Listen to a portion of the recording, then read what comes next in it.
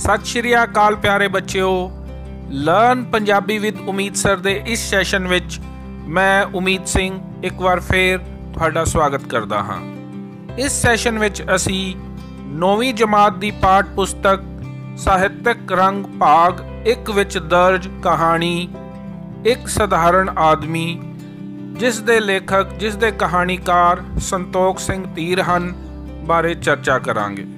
असी कहानी दी रीडिंग करांगे, आसान शब्दां विच उसनूं समझांगे ते अंत विच अभ्यास दे प्रश्न हल करांगे। ਇਹ कहानी एक सीधे सादे सधारण जट दी है जिसका नाम जिउणा है। जिउणा साऊ, सच्चा सुच्चा, पवित्र हिरदे वाला, रब नूं मन्नण वाला बंदा है। उसनूं अपने खेतां ते फसल नाल लगाव है। फसल चंगी देख वो खुश हो जाता है ते जदों मींह झक्खड़ देखदा है तां वो दुखी हो जाता है। लड़ाई झगड़ा उसनूं बिल्कुल पसंद नहीं ते इस तों दूर रहिंदा है ते इत्थे तक कि पुलिस तों भी बहुत डरदा है। पर विडंबना यह है कि उस दे हथों कतल हो जाता है। एक सच्चे आदमी तो अणजाने हुए गुनाह तो बाद उसकी की मानसिक स्थिति हुंदी है, इसका चित्रण संतोख सिंह धीर ने अपनी कहानी एक सधारण आदमी विच कीता है। आओ देखते हाँ कि जिउणा उस दुविधा चों, उस मानसिक स्थिति चों किस तरह निकल सकता है ते उहदा की परिणाम हुंदा है। आओ कहानी पढ़ते हाँ। 50 वरे की उम्र विच जिउणे ने कुत्ते दे भी सोटी नहीं सी मारी कदे, पर अज अचानक उस दे हथों आदमी का कतल हो गया। हुण वो डोर भोर सी, घाबरिया ते डैंबरिया। डोर भोर भाव बेचैन घबराया होया ते डैंबरिया भाव कुछ भी समझ ना आना कि की किता जावे। विसाख दा महीना सी, कणकां वड्डियां गईयां सन, कमादां नूं ते गंढियां नूं पानी देण दे दिन सन। तड़के 2 ਜਾਂ 3 वजे जिउणे ने बलद खोले ते हिस्सां वाले खूह ते कमाद सिंजण आ गया। कमाद भाव गन्ना ते सिंजण भाव सिंचाई करना, पानी देना। अज उन्हां दी वारी सी। नाल उसदा छोटा भाई बचन सिंह भी आया सी नक्के छड्डण वास्ते। नक्के भाव मिट्टी दी ओह रोक जो असी पानी दी डायरैक्शन चेंज करन लई खेतां दे विच लाने हां। खूह न्याई विच सी, पिंड दी फिरनी नाल ही। खूह तो थोड़ी दूर ही कोई 100 ਕੁ गज के फर्क नाल अकालियां दा घर सी ते सद्दा सिंह अकाली जो खूह दा हिस्सेदार सी ते मन्निया होया अड़ब भी अपने घर दे विहड़े विच डंगरां लागे पिया सी। तां जो खूह है वो पिंड दे नाल ही सी, फिरनी भाव पिंड दे जो बाहरला रस्ता है उहदे नाल ही सी ते उत्थे लागे ही अकालियां दा सद्दा सिंह अकाली दा घर सी जो एक जिद्दी बंदा सी। उस दा कहना यह सी कि अज उन्हां दी वारी है, जिउणे होरी खूह ना जोड़न। खूह जोड़न तो भाव जो पुराने जमाने विच सिंचाई का एक तरीका सी कि बलद खूह नाल जोड़ के पानी कढ़िया जांदा सी। तुसीं फोटो दे विच देख सकते हो। ते उसका कहना सी कि जिउणे होरी खूह ना जोड़न, जो फिर भी जोड़नगे तां ओह आके रोकेगा। जिउणा खूह जोड़न लगा। बचन सिंह कही नाल खाल सवारन लग पिया। खाल सवारना भाव वो नाली जिहदे राही पानी जो है खेतां नूं जांदा है, उस नाली नूं साफ करन लगा। थोड़ा थोड़ा दोहां नूं ही सद्दा सिंह दा शक सी कि वो रोकण आवेगा, पर दोवें चुप सन।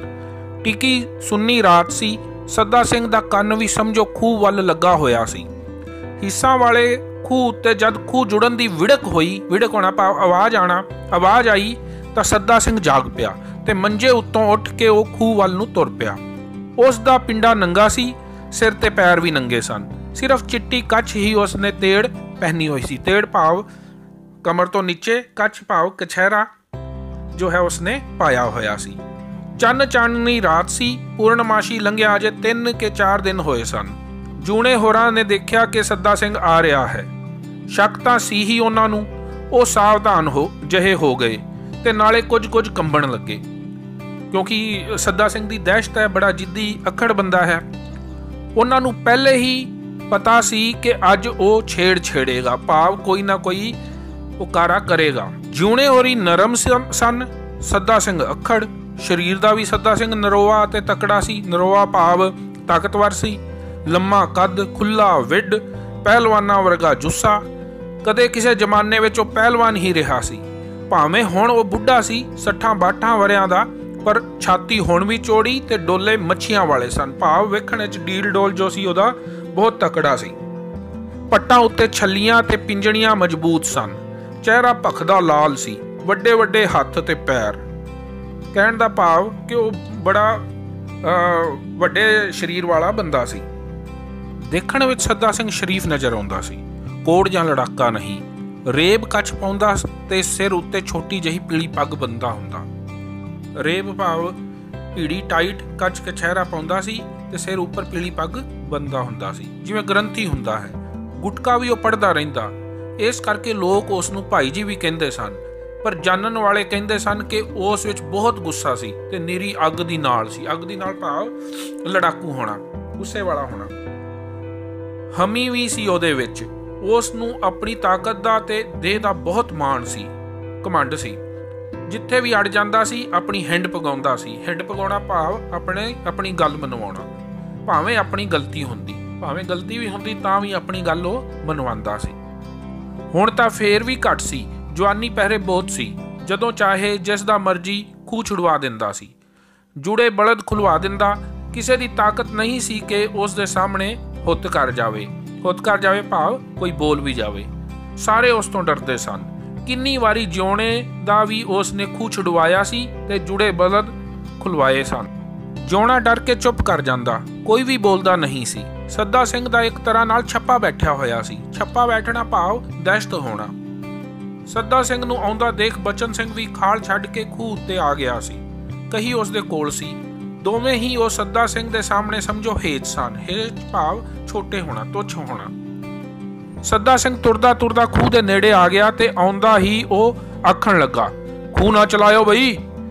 ਉਸ ਦਾ ਬੋਲ ਡਾਂਟਵਾਂ ਤੇ ਤੜੀ ਨਾਲ ਭਰਿਆ ਹੋਇਆ ਸੀ। ਤੜੀ ਭਾਵ ਰੋਬ ਨਾਲ ਭਰਿਆ ਹੋਇਆ ਸੀ। ਕਿਉਂ ਨਾ ਚਲਾਈਏ ਖੂਹ?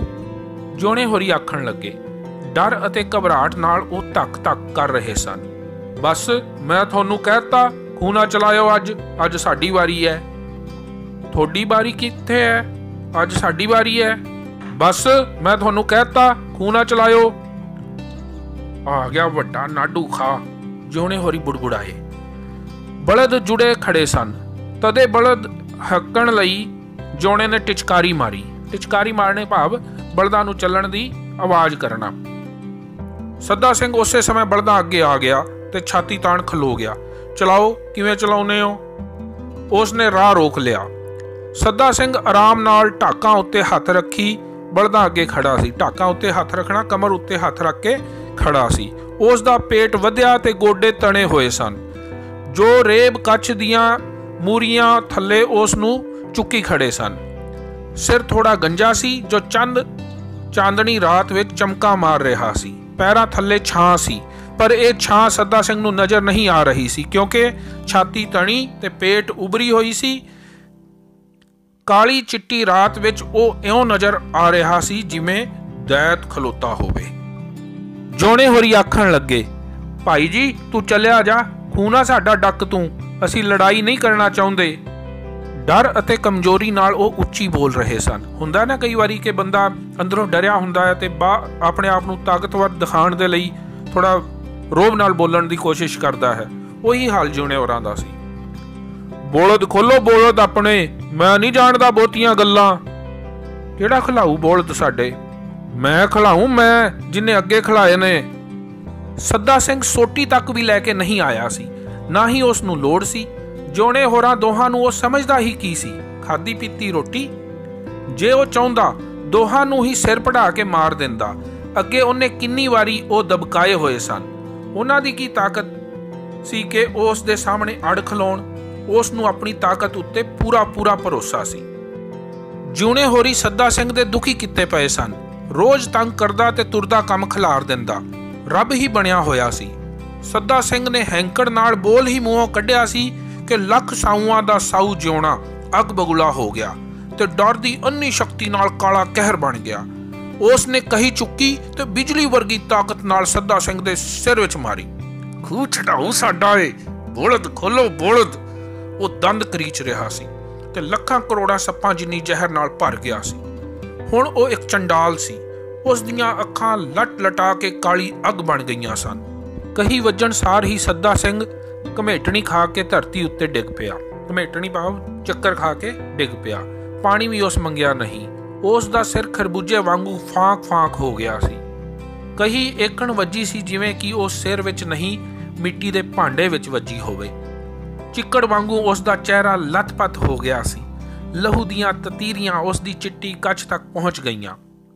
ਇੱਕ ਪਲ ਲਈ ਜੋਣੇ ਨੂੰ ਅੰਤਾਂ ਦੀ ਤਸੱਲੀ ਹੋਈ। ਉਸ ਦਾ ਮਨ ਖੁਸ਼ ਸੀ, ਪਰ ਅਗਲੇ ਪਲ ਹੀ ਇਹ ਤਸੱਲੀ ਛਾਈ ਮਾਈ ਹੋਣ ਲੱਗੀ, ਭਾਵ ਗਾਇਬ ਹੋਣ ਲੱਗੀ। ਉਸ ਨੂੰ ਆਸ ਹੀ ਨਹੀਂ ਸੀ ਕਿ ਉਸ ਤੋਂ ਇਹ ਹੋ ਜਾਵੇਗਾ। ਉਸ ਨੇ ਕਹੀ ਸੱਦਾ ਸਿੰਘ ਨੂੰ ਮਾਰਨ ਲਈ ਨਹੀਂ ਮਾਰੀ ਸੀ, ਸਹਿਜ ਸੁਭਾਅ ਹੀ ਮਾਰੀ ਸੀ, ਧੌਲ ਵਾਂਗ ਜਾਂ ਧੱਫੇ ਵਾਂਗ। ਪਰ ਉਹ ਏਕਣ ਵੱਜੀ ਕਿ ਸੱਦਾ ਸਿੰਘ ਮਰ ਗਿਆ ਤੇ ਧਰਤੀ ਉੱਤੇ ਡਿੱਗ ਪਿਆ। ਹੁਣ ਉਹ ਮਰਿਆ ਪਿਆ ਸੀ, ਉਸ ਦੇ ਹੱਥੋਂ ਕਤਲ ਹੋਇਆ। ਜੋਣਾ ਇੱਕ ਸਿੱਧਾ ਸਾਦਾ ਅਤੇ ਸਧਾਰਨ ਜੱਟ ਸੀ। ਹੇਰ ਫੇਰ ਜਾਂ ਲਗ ਲਗਾਓ ਉਸ ਨੂੰ ਨਹੀਂ ਆਉਂਦੇ ਸਨ। ਮੀਂਹ ਦੀ ਸੁੱਚੀ ਕਣੀ ਵਾਂਗ ਜਿਹੜੀ ਅਜੇ ਅੰਬਰ ਦੇ ਵਿਚਕਾਰ ਹੀ ਖੜੀ ਹੁੰਦੀ ਹੈ, ਉਸ ਦਾ ਦਿਲ ਪਵਿੱਤਰ ਸੀ। ਉਸ ਨੂੰ ਇਹੋ ਪਤਾ ਸੀ ਕਿ ਅੰਨ ਪੈਦਾ ਕਰਨ ਲਈ ਹਲ ਕਿਵੇਂ ਵਾਹਣਾ ਜਾਂ ਗੋਡੀ ਕਿਵੇਂ ਕਰਨੀ ਹੈ।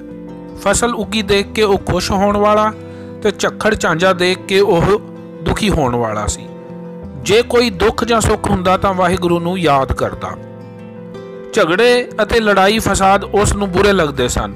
ਜਿੱਥੋਂ ਤੱਕ ਹੁੰਦਾ ਉਹ ਇਹਨਾਂ ਗੱਲਾਂ ਤੋਂ ਦੂਰ ਰਹਿੰਦਾ, ਕਿਉਂਕਿ ਉਸ ਨੂੰ ਪਤਾ ਸੀ ਕਿ ਝਗੜਾ ਬੁਰਾ ਹੁੰਦਾ ਹੈ, ਲੜਾਈ ਦਾ ਮੂੰਹ ਕਾਲਾ ਹੈ। ਜਿੱਥੇ ਲੜਾਈ ਹੁੰਦੀ ਹੈ ਘੜੇ ਪਾਣੀ ਨਹੀਂ ਰਹਿੰਦਾ, ਭਾਵ ਉਸ ਨੂੰ ਪਤਾ ਸੀ ਕਿ ਲੜਾਈ ਦਾ ਜੋ ਰਿਜ਼ਲਟ ਹੈ ਉਹ ਹਮੇਸ਼ਾ ਮਾੜਾ ਹੁੰਦਾ ਹੈ। ਜਿੱਥੇ ਜੋਣਾ ਲੜਾਈ ਤੋਂ ਜਾਂ ਹੋਰ ਗੱਲਾਂ ਤੋਂ ਡਰਦਾ ਸੀ, ਉੱਥੇ ਉਸ ਨੂੰ ਪੁਲਿਸ ਤੋਂ ਵੀ ਬਹੁਤ ਡਰ ਲੱਗਦਾ ਸੀ। ਉਸ ਨੇ ਸੁਣਿਆ ਹੋਇਆ ਸੀ ਕਿ ਪੁਲਿਸ ਬੁਰੀ ਹੁੰਦੀ ਹੈ। ਸੱਚੇ ਅਤੇ ਝੂਠੇ ਨੂੰ ਵੀ ਪੁਲਿਸ ਨਹੀਂ ਦੇਖਦੀ। ਪੁਲਿਸ ਲਈ ਸੱਚਾ ਅਤੇ ਝੂਠਾ ਇੱਕ ਬਰਾਬਰ ਹੈ। ਫਿਰ ਉਸ ਨੂੰ ਇਹ ਵੀ ਪਤਾ ਸੀ ਕਿ ਪੁਲਿਸ ਜਦੋਂ ਕੁੱਟਦੀ ਹੈ ਤਾਂ ਮੱਕੀ ਵਾਂਗੂ ਕੁੱਟਦੀ ਹੈ। ਮਾਰ ਕੇ ਆਦਮੀ ਦੇ ਹੱਡ ਭੰਨੇ ਜਾਂਦੇ ਤੇ ਫੂਸ ਉਡਾਏ ਜਾਂਦੇ ਹਨ। ਮੰਜੇ ਹੇਠਾਂ ਹੱਥ ਦੇ ਕੇ ਉੱਤੇ ਬੰਦੇ ਬੈਠਦੇ ਤੇ ਉਸ ਨੂੰ ਦੁੱਖ ਦਿੰਦੇ ਹਨ। ਕਦੇ ਮੰਜਾ ਲਾਉਂਦੇ ਤੇ ਕਦੇ ਉਸ ਦੇ ਕੇਸ ਬੰਨ੍ਹ ਕੇ ਛੱਤ ਨਾਲ ਟੰਗ ਦਿੰਦੇ ਹਨ।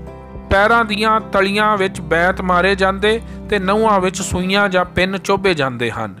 ਬੱਕਰਾ ਵੀ ਕਸਾਈ ਕੋਲ ਇੰਨਾ ਦੁਖੀ ਨਹੀਂ ਹੁੰਦਾ ਜਿੰਨਾ ਬੰਦਾ ਪੁਲਿਸ ਕੋਲ। ਇਸ ਤਰ੍ਹਾਂ ਅਸੀਂ ਦੇਖਦੇ ਹਾਂ ਕਿ ਜੋਣੇ ਦੇ ਮਨ ਵਿੱਚ ਪੁਲਿਸ ਦਾ ਡਰ ਬੈਠਾ ਹੋਇਆ ਸੀ। ਖੂਹ ਤੋਂ ਥੋੜੀ ਦੂਰ ਹੀ ਇੱਕ ਕਣਕ ਦਾ ਖਲਵਾੜਾ ਸੀ। ਕਣਕ ਦਾ ਖਲਵਾੜਾ ਭਾਵ ਉਹ ਥਾਂ ਜਿੱਥੇ ਕਣਕ ਦੇ ਦਾਣੇ ਇਕੱਠੇ ਕੀਤੇ ਜਾਂਦੇ ਹਨ। ਜੋਣਾ ਉੱਥੇ ਦੌੜਿਆ ਤੇ ਕਣਕ ਦੇ ਖਲਵਾੜੇ ਵਿੱਚ ਭਾਰਾਂ ਓਲੇ ਲੁਕ ਗਿਆ। ਕਣਕ ਦੇ ਭਾਰਾਂ ਪਿੱਛੇ ਲੁਕ ਗਿਆ। ਉੱਥੇ ਉਹ ਮਹਿਫੂਜ਼ ਸੀ, ਸੁਰੱਖਿਅਤ ਸੀ, ਕੋਈ ਨਹੀਂ ਸੀ ਦੇਖਦਾ। ਪਰ ਜੋਣਾ ਅਗਲੇ ਪਲ ਹੀ ਥਲ ਪਥਲ ਹੋ ਗਿਆ। ਥਲ ਪਥਲ ਹੋਣਾ ਭਾਵ ਬਦਹਵਾਸ ਹੋ ਜਾਣਾ। ਉਸ ਨੂੰ ਚੈਨ ਨਹੀਂ ਸੀ। ਉਸ ਨੂੰ ਆਪਣੇ ਚਾਰ ਚੁਫੇਰੇ ਪੁਲਿਸ ਹੀ ਪੁਲਿਸ ਦਿਸਣ ਲੱਗੀ। ਪੁਲਿਸ ਜਦੋਂ ਆਉਂਦੀ ਹੈ ਤਾਂ ਪੱਤਾ ਛਾਣਦੀ ਤੇ ਖੁੰਝਾ ਟੋਂਦੀ ਹੈ। ਬੰਦਾ ਭਾਵੇਂ ਕਿਤੇ ਹੋਵੇ, ਪੁਲਿਸ ਭਾਲ ਲੈਂਦੀ ਹੈ। ਜੋਣਾ ਉੱਥੋਂ ਉੱਠਿਆ ਤੇ ਫਿਰ ਬਾਹਰ ਆ ਗਿਆ। ਖਲਵਾੜੇ ਵਿੱਚ ਲੁਕਿਆ ਉਹ ਸਭ ਨੂੰ ਨਜ਼ਰ ਆਉਂਦਾ ਸੀ। ਉੱਥੋਂ ਥੋੜੀ ਦੂਰ ਹੀ ਸ਼ਹੀਦਾਂ ਵਾਲਾ ਖੂਹ ਸੀ।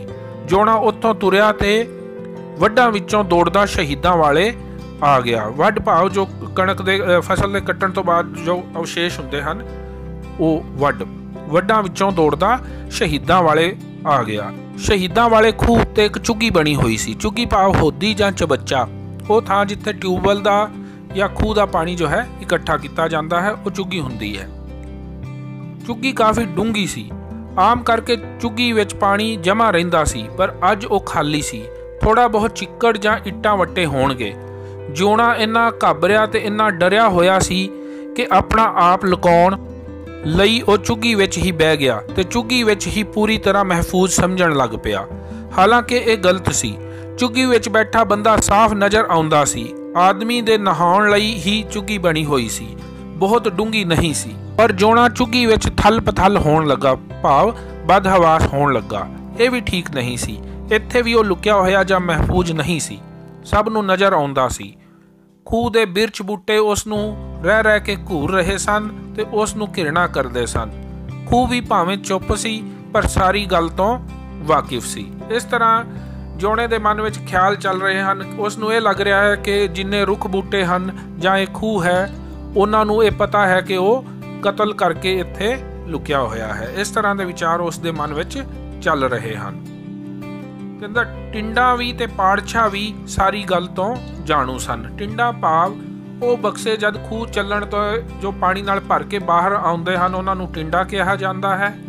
ਤੇ ਪਾੜਛਾ ਜਿੱਥੇ ਉਹ ਬਕਸੇ ਖਾਲੀ ਹੁੰਦੇ ਹਨ ਉਹ ਥਾਂ। ਪਾੜਛੇ ਤੋਂ ਫਿਰ ਪਾਣੀ ਜੋ ਹੈ ਉਹ ਚੁੱਗੀ ਵਿੱਚ ਹੋਦੀ ਵਿੱਚ ਆਉਂਦਾ ਹੈ, ਤਾਂ ਉਹ ਜੋ ਰਾਹ ਹੈ ਜਿੱਥੇ ਟਿੰਡਾ ਆ ਕੇ ਪਾਣੀ ਖਾਲੀ ਕਰਦੀਆਂ ਹਨ ਉਹ ਪਾੜਛਾ ਹੁੰਦਾ ਹੈ। ਉਹ ਸਾਰੀ ਗੱਲ ਤੋਂ ਜਾਣੂ ਸਨ। ਚੁੱਪ ਚਪੀਤੀ ਟਿਕੀ ਰਾਤ ਵੀ ਸਾਰੀ ਗੱਲ ਦੀ ਭੇਤਣ ਸੀ। ਅੰਬਰ ਉੱਤੇ ਤਾਰੇ ਵੀ ਜੋ ਟਸ ਟਸ ਕਰ ਰਹੇ ਸਨ ਸਾਰਾ ਕੁਝ ਹੀ ਜਾਣਦੇ ਤੇ ਸਗੋਂ ਮੁਸਕਰਾਉਂਦੇ ਸਨ। ਚੰਨ ਨੂੰ ਸਾਰਾ ਪਤਾ ਸੀ।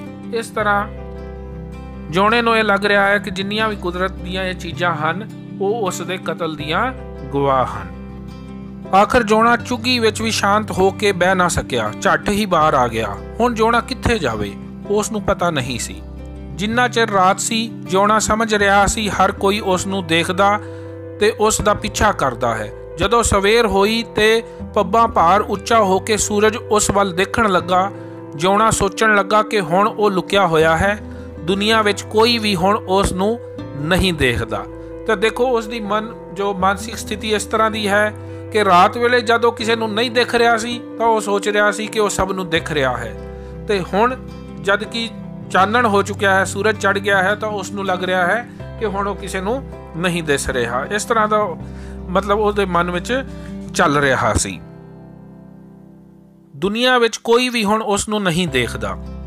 ਜੋਨਾ ਘਰ ਆਇਆ ਤੇ ਆ ਕੇ ਏਕਣ ਬਹਿ ਗਿਆ ਜਿਵੇਂ ਫਸਲ ਸਿੰਜ ਕੇ ਜਾਂ ਗੋਡੀ ਕਰਕੇ ਆਇਆ ਹੋਵੇ।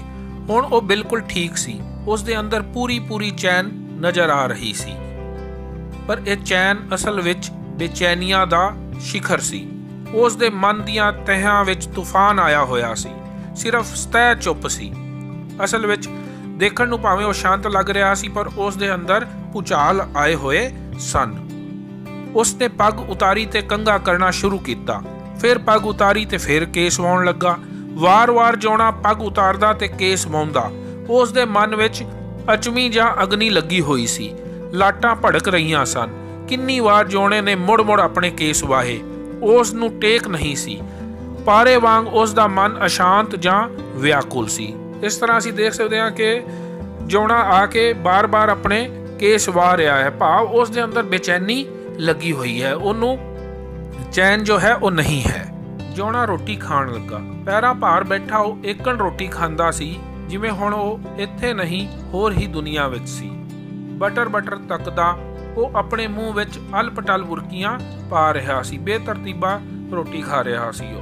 ਉਸ ਦੀਆਂ ਅੱਖਾਂ ਆਂਡਿਆਂ ਵਾਂਗੂ ਗਲੀ ਵੱਲ ਲਿਸ਼ਕ ਰਹੀਆਂ ਸਨ, ਭਾਵ ਉਸ ਦਾ ਸਾਰਾ ਜੋ ਧਿਆਨ ਸੀ ਉਹ ਗਲੀ ਵੱਲ ਲੱਗਾ ਹੋਇਆ ਸੀ।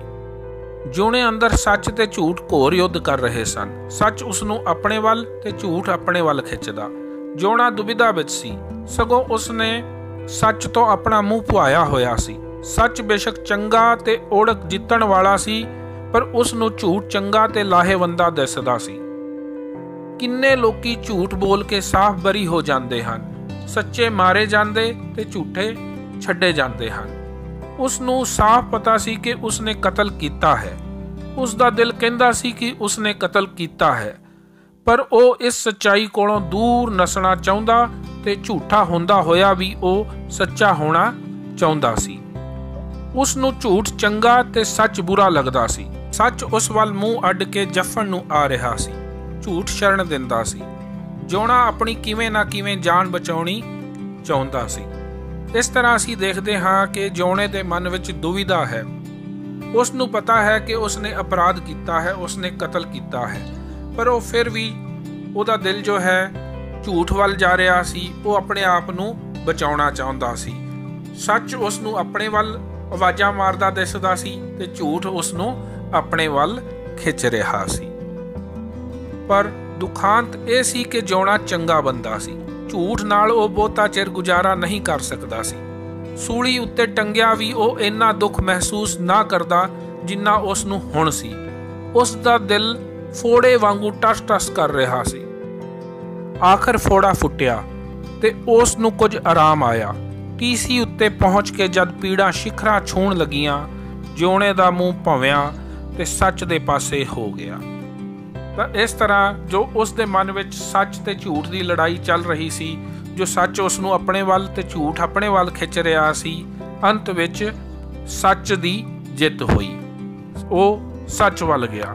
जोना बुड़बुड़ाउण लग्या, मैं मारिया, मैं मारिया, मुकरदा नहीं, मैं मारिया। वार वार वो आप मुहारे इहो आखदा जांदा सी। उस दे दिल नूं हल्की हल्की ठंड महसूस हो रही सी। आखिर पुलिस आई ते उस नूं फड़ के लै गई। हथकड़ियां विच बज्जा जद पुलिस अगे तुरदा जिउणा थाणे वल जा रहा सी, तद भी ये कह रहा सी, मैं मारिया, मैं मारिया, मुकरदा नहीं, मैं मारिया। उस दियां अखां हौली हौली चमकदार हो रहीआं सन। इस तरह संतोख सिंह धीर ने अपनी कहानी अंदर एक साधारण सच्चे आदमी कोलों जद कोई अपराध हो जाता है तो उसकी मानसिक स्थिति की हुंदी है, उसका बड़ा खूबसूरती नाल वर्णन किया है। एक गल होर जो कहानी चों निकल के आई है कि किसी चीज़ किसी बंदे नूं जद जरूरत तो ज़्यादा दबाया जाता है तो वो विस्फोट करता है। दूजा कि एक सच्चा आदमी जो है वो झूठ दे नाल रह के जी नहीं सकता। सच दे नाल उसनूं मरना कबूल है, पर वो झूठ दे नाल जी नहीं सकता। जोना जो कि एक सच्चा साधारण आदमी है, पुलिस तो इन्ना डरदा है, पर जदों उसकी अंतर आत्मा जागदी है तो वो सच का पल्ला फड़दा है ते उसे पुलिस दे अगे वो कबूल करदा होया जांदा है कि मैं मारिया है, मैं मारिया है।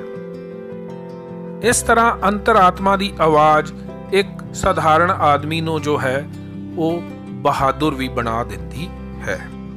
प्यारे बच्चों, आओ हुण अभ्यास के प्रश्न देखते हाँ। पहला क्वेश्चन है कि जिउणा पहला किहो जिहा आदमी सी। पहला भाव सद्दा सिंह के कतल तो पहला तो जिउणा एक साधारण किसान सी। वो सीधा साधा पवित्र दिल वाला अते रब नूं मनण वाला बंदा सी।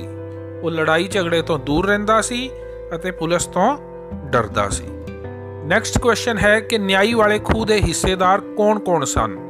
तो न्याई वाले खूह के हिस्सेदार जिउणे अरी अते सद्दा सिंह अकाली ये सन।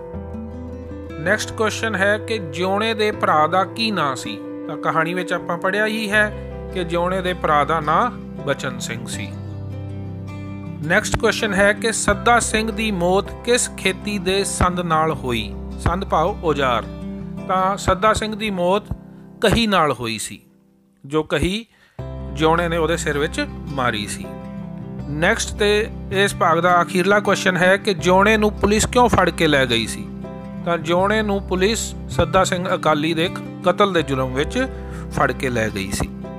नैक्सट जो क्वेश्चन है कि हेठ लिखे शब्दां नूं शुद्ध करके लिखो। तो पहला है किहड़ा कक्के नूं लां पाई है। तुसी लां दी थां ते कक्के नूं सिहारी कर देनी है किहड़ा। कणक नन्ने दी थां ते नाना कर देना है। ओला ऐड़े दी थां ते ऊड़े नूं ऊड़े दा मूँह खोल देना है, ओला।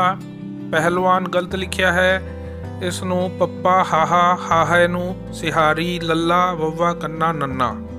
पहलवान। सावधान लिखिया दद्दे दी थां ते धद्दा कर देना है। सहज सहज करन लई दुलावां नूं हटा के सस्सा हाहा हाहे नूं सिहारी पानी है। अगे है व्याकल लिखिया, व्याकुल करना तुसी कक्के नूं औंकड़ ला देना है। नैक्सट है झगड़ा लिखिया, डड्डे दी थां ते तुसी अड़ाड़ा करना है। डड्डा डमरू वाला है, तुसी अड़ाड़ा करना है झगड़ा। अगे फिर कड्डना लिखिया है, डड्डे डमरू वाले दी थां ते तुसी ढड्डा ढोल लाना है, कड्डना। अगे मगना लिखिया है, घग्गे दी थां ते गग्गा करके मंगना। नैक्सट क्वेश्चन है कि हेठ लिखिया विचों विशेषण चुनो।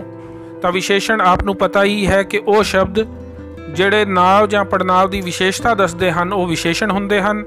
पहला वाक है कि जिउणा एक साधारण व्यक्ति सी। तो साधारण ये उसका गुण है, तो गुणवाचक विशेषण। नैक्सट है कि सद्दा सिंह अखड़ सुभाਅ का मालक सी। तो अखड़ ये भी गुण है, तो इत्थे भी अखड़ सुभाਅ गुणवाचक विशेषण होया। नैक्सट है उस दियां अखां लट लटा के काली अग बन गईयां सन। तो काली काली गुण है, तो इत्थे भी गुणवाचक विशेषण। ਨੈਕਸਟ ਹੈ ਕਤਲ ਕਰਨ ਮਗਰੋਂ ਜਿਉਣਾ ਬਹੁਤ ਜ਼ਿਆਦਾ ਚਿੰਤਾ ਕਰਨ ਲੱਗ ਪਿਆ। ਬਹੁਤ ਜ਼ਿਆਦਾ ਪਰਿਮਾਣਵਾਚਕ ਵਿਸ਼ੇਸ਼ਣ। ਉੱਥੋਂ ਥੋੜੀ ਦੂਰ ਹੀ ਸ਼ਹੀਦਾਂ ਵਾਲਾ ਖੂਹ ਸੀ। ਕਿਹੜਾ ਖੂਹ ਸੀ? ਸ਼ਹੀਦਾਂ ਵਾਲਾ। ਤਾਂ ਖੂਹ ਦੀ ਵਿਸ਼ੇਸ਼ਤਾ ਹੈ ਉਹ ਸ਼ਹੀਦਾਂ ਵਾਲਾ ਸੀ, ਤਾਂ ਇਹਦੇ ਵਿੱਚ ਗੁਣਵਾਚਕ ਵਿਸ਼ੇਸ਼ਣ ਹੋਇਆ। ਨੈਕਸਟ ਕੁਐਸਚਨ ਹੈ ਕਿ ਹੇਠ ਲਿਖੇ ਵਾਕਾਂ ਵਿੱਚ ਵਰਤੇ ਗਏ ਪੜਨਾਵਾਂ ਦੀਆਂ ਕਿਸਮਾਂ ਦੱਸੋ। ਤਾਂ ਪੜਨਾਵ ਆਪ ਨੂੰ ਪਤਾ ਹੀ ਹੈ ਕਿ ਜੋ ਸ਼ਬਦ ਨਾਂਵ ਦੀ ਥਾਂ ਤੇ ਵਰਤੇ ਜਾਂਦੇ ਹਨ ਉਸ ਨੂੰ ਪੜਨਾਵ ਕਹਿੰਦੇ ਹਾਂ। ਆਓ ਦੇਖਦੇ ਹਾਂ। ਪਹਿਲਾ ਵਾਕ ਹੈ ਕਿ ਕਿਸੇ ਜ਼ਮਾਨੇ ਵਿੱਚ ਉਹ ਪਹਿਲਵਾਨ ਰਿਹਾ ਸੀ। ਉਹ ਅਨਯ ਪੁਰਖ ਪੜਨਾਵ ਹੈ। ਮੈਂ ਉੱਤਮ ਪੁਰਖ, ਤੂੰ ਮੱਧਮ ਪੁਰਖ ਤੇ ਉਹ ਅਨਯ ਪੁਰਖ, ਥਰਡ ਪਰਸਨ ਹੈ ਤਾਂ ਅਨਯ ਪੁਰਖ ਪੜਨਾਵ। ਨੈਕਸਟ ਵਾਕ ਹੈ ਕਿ ਮੈਂ ਦੇਖੂੰਗਾ ਕਿ ਮੇਰੇ ਬਲਦ ਕੌਣ ਖੁਲਾਊਗਾ। ਤਾਂ ਕੌਣ ਕੁਐਸਚਨ ਹੈ ਤਾਂ ਪ੍ਰਸ਼ਨਵਾਚਕ ਪੜਨਾਵ। ਨੈਕਸਟ ਹੈ ਕਿ ਕਹੀ ਲੱਗਣ ਸਾਰ ਹੀ ਉਹ ਘਮੇਟਣੀ ਖਾ ਕੇ ਜ਼ਮੀਨ ਉੱਤੇ ਡਿੱਗ ਪਿਆ। ਉਹ ਆਇਆ ਹੈ, ਪਹਿਲੇ ਵੀ ਆਇਆ ਹੈ, ਅਨਯ ਪੁਰਖ ਪੜਨਾਵ। ਨੈਕਸਟ ਹੈ ਸੱਦਾ ਸਿੰਘ ਨੇ ਕਿਹਾ ਬਸ ਤੁਹਾਨੂੰ ਕਹਿਤਾ ਅੱਜ ਖੂਹ ਨਾ ਚਲਾਇਓ। ਤੁਹਾਨੂੰ ਸੈਕਿੰਡ ਪਰਸਨ ਮੱਧਮ ਪੁਰਖ ਪੜਨਾਵ ਹੈ। ਲਾਸਟ ਹੈ ਆਖਰ ਫੋੜਾ ਫੁੱਟਿਆ ਤੇ ਉਸ ਨੂੰ ਕੁਝ ਆਰਾਮ ਆਇਆ। ਕੁਝ ਤਾਂ ਅਨਿਸ਼ਚੈ ਹੈ, ਅਨਿਸ਼ਚੈਵਾਚਕ ਪੜਨਾਵ। ਨੈਕਸਟ ਹੈ ਕਿ ਲਕੀਰੇ ਸ਼ਬਦਾਂ ਦੇ ਕਾਰਕਾਂ ਦੀ ਪਛਾਣ ਕਰੋ। ਤਾਂ ਕਾਰਕ ਆਪ ਨੂੰ ਪਤਾ ਹੀ ਹੈ, 8 ਤਰ੍ਹਾਂ ਦੇ ਕਾਰਕ ਹੁੰਦੇ ਹਨ। ਆਓ ਦੇਖਦੇ ਹਾਂ। ਪਹਿਲਾ ਵਾਕ ਹੈ ਕਿ ਜਿਉਣਾ ਖੂਹ ਚਲਾਉਂਦਾ ਹੈ। ਖੂਹ ਨੂੰ, ਕਰਤਾ ਨੇ ਕਰਮ ਨੂੰ, ਖੂਹ ਨੂੰ, ਖੂਹ ਵਿੱਚ ਕਰਮ ਕਾਰਕ ਹੈ। ਨੈਕਸਟ ਹੈ ਜਿਉਣੇ ਨੇ ਸੱਦਾ ਸਿੰਘ ਨੂੰ ਕਹੀ ਨਾਲ ਮਾਰਿਆ। ਤਾਂ ਇਸ ਵਾਕ ਵਿੱਚ ਤਿੰਨ ਕਾਰਕ ਆ ਗਏ। ਜਿਉਣੇ ਨੇ, ਕਰਤਾ ਨੇ, ਸੱਦਾ ਸਿੰਘ ਨੂੰ, ਕਰਮ ਨੂੰ ਤੇ ਕਹੀ ਨਾਲ, ਕਰਨ ਨਾਲ। ਤਾਂ ਤਿੰਨੋਂ ਕਾਰਕ ਆਏ ਹਨ। ਨੈਕਸਟ ਹੈ ਕਿ ਜਿਉਣਾ ਪੁਲਿਸ ਤੋਂ ਬਚਣ ਲਈ ਲੁਕ ਗਿਆ। ਤਾਂ ਪੁਲਿਸ ਤੋਂ ਤਾਂ ਆਪਾਂ ਪੜ੍ਹਦੇ ਹਾਂ ਕਰਤਾ ਨੇ ਕਰਮ ਨੂੰ ਕਰਨ ਨਾਲ ਸੰਪਰਦਾਨ ਲਈ ਅਪਾਦਾਨ ਤੋਂ। ਤਾਂ ਪੁਲਿਸ ਵਿੱਚ ਹੈ ਅਪਾਦਾਨ ਤੇ ਬਚਣ ਲਈ ਸੰਪਰਦਾਨ ਕਾਰਕ। ਨੈਕਸਟ ਵਾਕ ਹੈ ਕਿ ਸੱਦਾ ਸਿੰਘ ਨੇ ਕਿਹਾ ਅੱਜ ਮੇਰੀ ਵਾਰੀ ਹੈ। ਸੱਦਾ ਸਿੰਘ ਨੇ ਤੇ ਕਰਤਾ ਨੇ, ਕਰਤਾ ਕਾਰਕ ਹੋ ਗਿਆ। ਲਾਸਟ ਹੈ ਕਿ ਜਿਉਣਾ ਲੁਕਣ ਲਈ ਝੁੱਗੀ ਵਿੱਚ ਬੈਠ ਗਿਆ। ਤੇ ਲੁਕਣ ਲਈ, ਲੁਕਣ ਸੰਪਰਦਾਨ ਤੇ ਝੁੱਗੀ ਵਿੱਚ ਅਧਿਕਰਨ ਵਿੱਚ ਜਾਂ ਉੱਤੇ। ਤਾਂ ਇਹਦੇ ਇੱਧਰ ਝੁੱਗੀ ਵਿੱਚ ਅਧਿਕਰਨ ਕਾਰਕ। ਤਾਂ ਇਹ ਕਾਰਕ ਸਨ। ਅਭਿਆਸ ਦੇ ਪ੍ਰਸ਼ਨਾਂ ਵਿੱਚ ਅਖੀਰਲਾ ਪ੍ਰਸ਼ਨ ਹੈ ਕਿ ਹੇਠ ਲਿਖੇ ਮੁਹਾਵਰਿਆਂ ਦੇ ਅਰਥ ਦੱਸ ਕੇ ਵਾਕ ਬਣਾਓ। ਮੁਹਾਵਰੇ ਹਨ ਅੱਗ ਦੀ ਨਾਲ। ਅੱਗ ਦੀ ਨਾਲ ਭਾਵ ਗੁੱਸੇ ਨਾਲ ਭਰੇ ਰਹਿਣਾ। ਸੱਦਾ ਸਿੰਘ ਨਿਰੀ ਅੱਗ ਦੀ ਨਾਲ ਸੀ। ਉਹ ਹਮੇਸ਼ਾ ਲੜਨ ਲਈ ਤਿਆਰ ਰਹਿੰਦਾ ਸੀ। ਨੈਕਸਟ ਹੈ ਲੱਥ-ਪੱਥ ਹੋਣਾ। ਲੱਥ-ਪੱਥ ਹੋਣਾ ਭਾਵ ਲਿਬੜ ਜਾਣਾ। ਸੱਦਾ ਸਿੰਘ ਖੂਨ ਨਾਲ ਲੱਥ-ਪੱਥ ਹੋ ਗਿਆ। ਨੈਕਸਟ ਹੈ ਅੱਗ ਬਗੁਲਾ ਹੋਣਾ। ਅੱਗ ਬਗੁਲਾ ਹੋਣਾ ਭਾਵ ਬਹੁਤ ਗੁੱਸਾ ਹੋਣਾ। ਸੱਦਾ ਸਿੰਘ ਦੀ ਗੱਲ ਸੁਣ ਕੇ ਜਿਉਣਾ ਅੱਗ ਬਗੁਲਾ ਹੋ ਗਿਆ। ਨੈਕਸਟ ਹੈ ਪੱਤਾ ਪੱਤਾ ਛਾਨਣਾ। ਪੱਤਾ ਪੱਤਾ ਛਾਨਣਾ ਭਾਵ ਬਰੀਕੀ ਨਾਲ ਜਾਂਚ ਪੜਤਾਲ ਕਰਨੀ। ਮੈਂ ਘਰ ਦਾ ਪੱਤਾ ਪੱਤਾ ਛਾਣ ਦਿੱਤਾ ਪਰ ਮੇਰੀ ਕਿਤਾਬ ਨਹੀਂ ਮਿਲੀ।